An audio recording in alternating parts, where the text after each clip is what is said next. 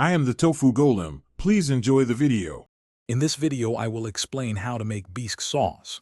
First, melt 2 tablespoons of butter in a large pot over medium heat. Add 1 cup of chopped mirepoix, which is a mix of carrots, celery, and onions, and cook until softened. Next, add your seafood shells, like shrimp or lobster, and sauté them for about 5 minutes to really build that foundational flavor. This initial step is crucial for a rich and aromatic bisque. Once your aromatics and shells are fragrant, it's time to deglaze the pot. Pour in 1/2 cup of dry white wine or brandy, scraping up any brown bits from the bottom. This adds depth and complexity. Then, add 4 cups of fish stock or vegetable broth.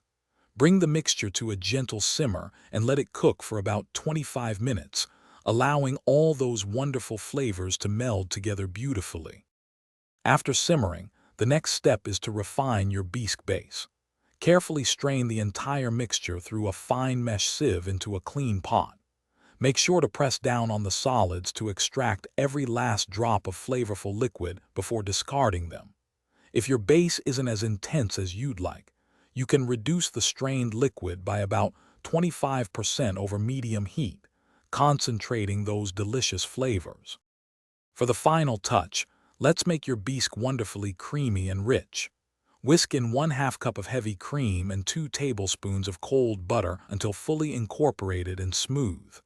Taste and adjust the seasoning with salt, white pepper, and a small pinch of cayenne pepper for a subtle warmth. Your homemade bisque sauce is now ready to be enjoyed. Garnish with fresh herbs for a beautiful presentation. Thanks for watching. Consider subscribing if we helped you today.